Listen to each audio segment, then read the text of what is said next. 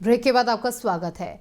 Lawyers association के संयुक्त मंत्री प्रकाशन पद पर चल रहे विवाद को बार काउंसिल ऑफ इंडिया ने संज्ञान में लेकर फिर से चुनाव कराने को कहा है। हालांकि इसको लेकर अभी तक लॉयर्स एसोसिएशन की तरफ से अपना रुख नहीं स्पष्ट किया गया। बता दें कि बीती 20 फरवरी को लॉयर्स एसोसिएशन के चुनाव हुए थे। मतगणना के दौरान संयुक्त मंत्री प्रकाशन के पद पर काउंटिंग को लेकर विवाद हो गया था।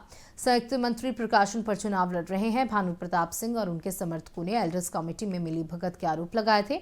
इसके बाद शिकायत बार काउंसिल ऑफ इंडिया से की गई थी। भानु प्रताप के साथी अधिवक्ता ऋषभ अवस्थी का कहना है कि इसी पद के दूसरे प्रत्याशी को एल्डर्स कमेटी ने लेटर जारी कर विजय घोषित कर दिया, जिसके खिलाफ उन्होंने बार काउंसिल ऑफ इंडिया में गुहार लगाई थी। आरोप है कि एल्डर्स कमेटी कार्यालय में कोई भी पत्र रिसीव न होने की बात कहकर किनारा काट रही है।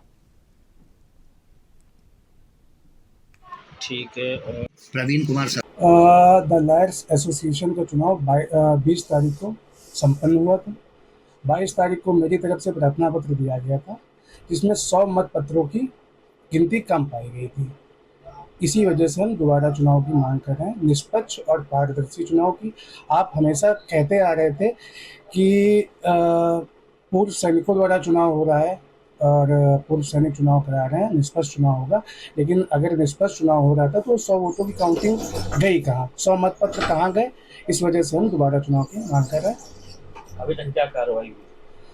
अभी तक एक प्रार्थना पत्र मेरा बार काउंसिल ऑफ इंडिया को गया था। बार काउंसिल ऑफ इंडिया से आदेश हुआ है, एक प्रतिलिपि जो उन्होंने मेरी प्रतिलिपि मुझे सौंपी है दोबारा चुनाव के लिए। और वर्तमान में भानु प्रताप सिंह चौहान जो कि प्रत्याशी हैं द लॉयर्स एसोसिएशन के चुनाव में प्रकाशन पद पर, उनका प्रतिनिधि भी हूँ। सर, आप लोग चुनाव की दोबारा मांग कर रहे हैं, क्या मामला है? सर्वप्रथम तो मैं बताना चाहूँगा कि 20 फरवरी को लॉयर्स एसोसिएशन द्वारा एक मतदान कराया गया, जिस मतदान में हमारे प्रत्याशी भानु प्रताप सिंह चौहान संयुक्त मंत्री प्रकाशन पद पर सम्मिलित हुए थे।